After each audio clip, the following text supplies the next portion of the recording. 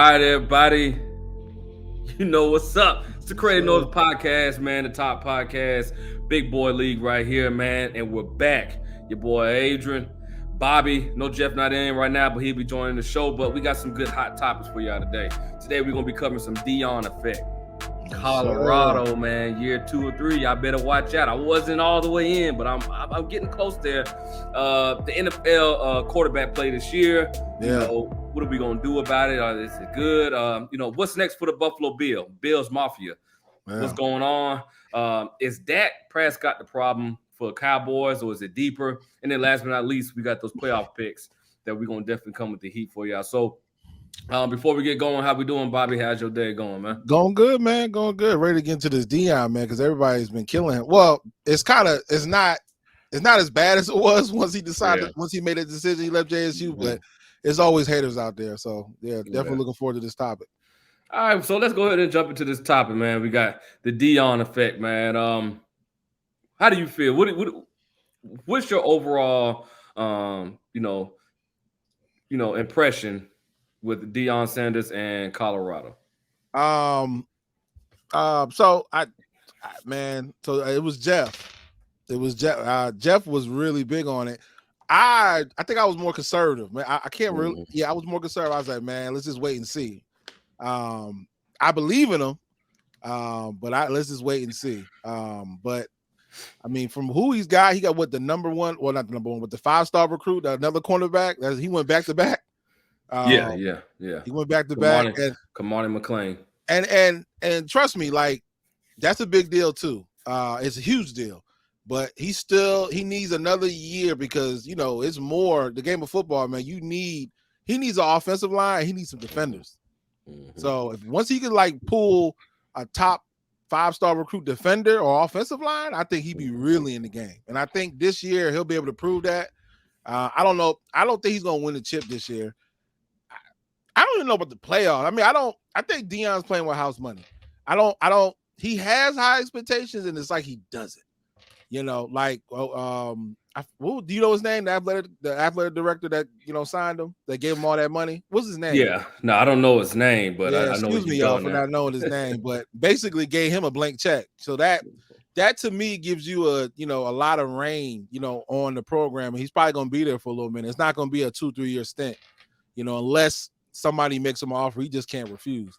But the thing I like about Deion is that he really wants to coach the kids. I remember he said he has no interest in going to the NFL because they make too much money and they don't listen. Kind of like the Nick Saban effect. Mm-hmm. Nick Saban didn't do too well in the NFL because of, I think most college coaches, that you got to know your lane and, know your audience. And they, somebody that can really groom and talk to the kids, and you got full autonomy, full control. So you can implement systems with really, no talk back. And somebody like Deion Sanders, as Deion Sanders, you say his name, it's showtime, prime time. I mean, show me the money, all that, his name alone brings so much credibility. So even when he's at JSU, it was a lot of, questions if he can make it or if he can do it, but the success he had there, everything he put into the community, everything he put into that program, now he's going to bring this same type of mantra to Colorado. I mean, it's amazing. So I think it's one of those things that we're witnesses. We witness great. It's one of those rare things where, because usually great players make horrible coaches because they don't have patience. They don't see the game the same way as somebody that they're trying to teach. Like I think Tom Brady's one of my favorite players, but I think he'll be a horrible coach. I think he'll be a better owner or GM, but a coach, no. Like I don't see that. We see that with Michael Jordan now. He's horrible owner though. But he can't, because he was so damn great. There's not gonna be nobody like him. You can't coach that. But no, I'll be honest. I was on the fence when he first left JSU. I was like, dang, I hate it for those kids, and I hate for the program because it's almost like it's a bad catch-22 because, when he left, it's a matter of time. That JSU is going to be a thing of the past. It's going to be a matter of time. I mean, he brought that program so much national attention. I think they were playing there. their bowl games or homecoming games on live on ESPN. Which I know they do that every year, but ESPN made sure that it got in the right time slot so everybody can see it. They had game day on campus. They had the whole game day staff, the whole 9 yards come to that school. So Deion Sanders did a big thing. This is my thing on Deion Sanders, and I know everybody's investing into this stock right now. It's some good stock to buy. I don't know if this is Dogecoin or I don't know if this is legitimate stock. Yeah. I think Deion had a good season, had good 3 seasons at JSU. Yeah. He turned that program around. He brought in some attention to it, which is good. But JSU is not the same as Colorado. Yeah. Colorado's in a different graphic, just not even geographic, just on a different graphic because of the conference that they're in. They're in the Pac-12, and maybe some people look at the Pac-12 as if it's not the big boys like the Big Ten or the SEC or hell, even like the ACC. But the Pac-12 is still a Power 5 program that does have good teams in it. Yeah. I just don't know. Look, I'm definitely going to be watching a lot more Colorado games this year when the new season starts up because I really want to see how they perform. Colorado is going to do. I don't see Colorado doing what TCU did last year. The head coach first year, and then going to the national to the Natty in the first year. I don't see Colorado doing it. Yeah, I just don't. I think Colorado. I think Deion Sanders did a good job going to transfer portal, getting what he needed, and doing what he needed to get that program get rolling so he can really go into the second and third year. But they picked up some good key pieces.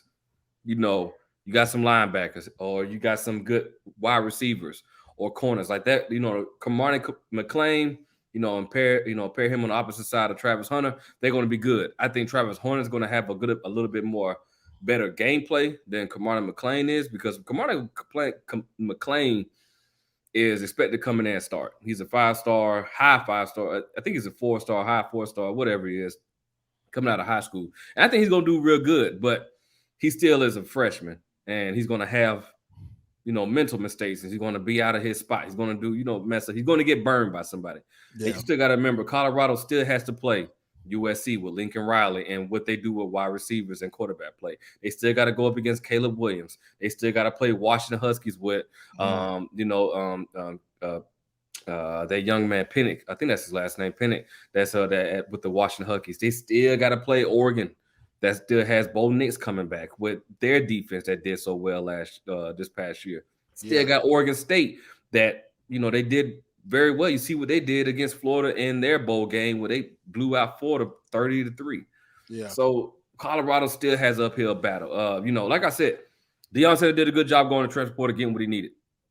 But at the end of the day, it still becomes down in those trenches and who has the better athletes on both sides of that ball, on defense side, on the offensive side. And that offensive line and that defensive line is going to be the key part. And, one of the things like, that AD, his name is Rick George. That's his name, Rick George. That comment that he made saying, we don't have the money, but we're going to find a way to get it. Like you said, Bobby, they're investing in the Deion Sanders. And, Deion Sanders' YouTube channel, his kids' YouTube channel, that's going to help bring revenue. Is everything that they're doing right now. I mean, everything gets shown on everything on YouTube. I mean, anything that Deion Sanders at this point is doing is getting uploaded. Everything. Yeah, it's a win-win for both parties. They're going to bring more. I mean, what they went 1-12 last year, or 1-11. 1-11. Yeah. So I mean, it's a win-win. For both Deion and the program. And that's what.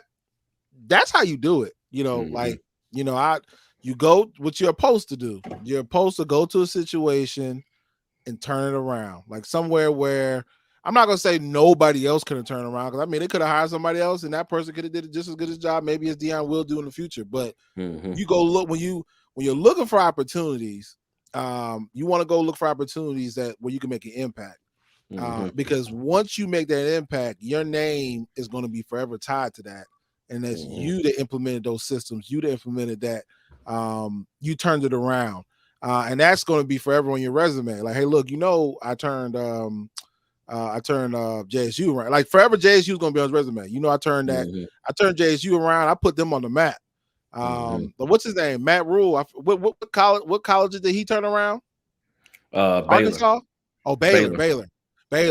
Yeah. So I mean, stuff like those are the opportunities. I think it's a great move. I mean, it's another stepping stone for him, because if he does need to go to, so he started with JSU. Now he's gonna go to the Pac-12. He does well here for maybe 3-4 years. He can maybe get to the ACC. And it's just a building block. He's turning here everywhere he goes is like this gold mine. So, but nah, he's not. I hated how they killed him.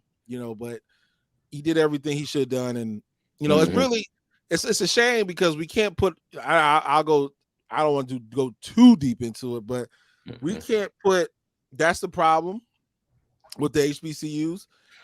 A lot of us don't put us, like, I didn't go back. I didn't go to HBCU, but I know they expect a lot of alumni. There we go, alumni to reinvest back into the school. But not only the alumni can do it. I mean, it's other people as well. That should be investing back into those schools as well. So we should have put it all on one person. Because the system that they're underfunded, they don't get a lot of government money. That's not on one person. That's a system that's broken already. And he came in. I'm not gonna say he put a Band-Aid on it, but he definitely put some Neosporin on it. So he did, but it was always going to be, to me, it was always going to be temporary, because at some point he's always been vocal about his goals. He's always, hey, if somebody makes me the right offer, I'm going to have to entertain it. It's not like he was lying. It's not like he was fooling y'all. It's not like he was pulling the wool over your head. He's been honest. He's been straightforward, and he's been, contrite with what he wants to do. And he did that with this program. And now he's moving on. And just give that man a hand clap and wish him the best for the next season of his life. And that's it, man. Move on. Yeah.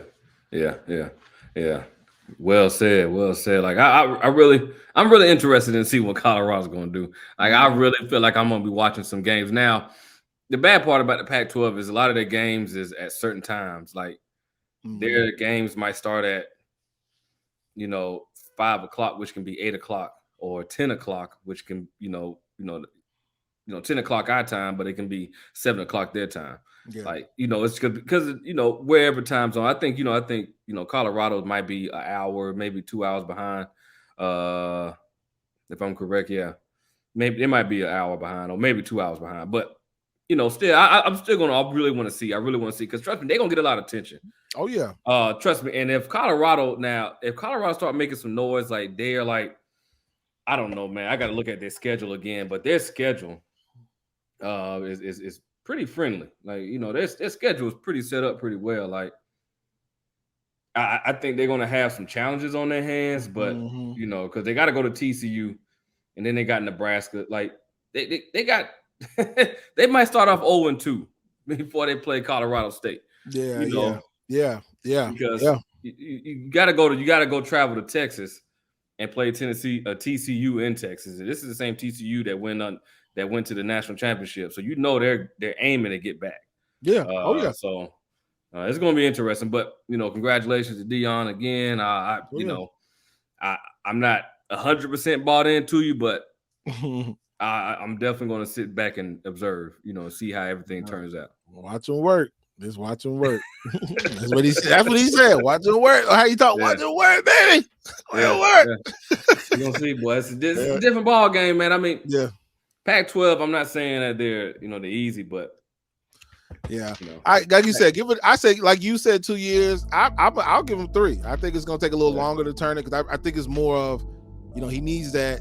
What we seen, we didn't see it so much in the playoffs in the NFL, but. Damn near the Buccaneers, but you need an offensive line to back up his son, and you need defense. He hasn't really got any 5-star. I don't even know if he has 4-star recruits when it comes to that line, and both lines on both sides of the ball. But he'll get there. I'll give him some time. I'll give him 3 years, man. I'll give him 3 years. I'll give him a little longer than 2. I think 3 years. You know, I think he'll be set. But if he wins a chip in his first, second 2 years, shit, he's overexceed expectations to me. Oh yeah, he's getting any job he wants. Any job he wants. And it better be a blank check, just like this guy, Art. What's his name? Art? Rick. Rick. Yeah, just like Rick did. It better be a blank check. This is gonna be serious. Yeah.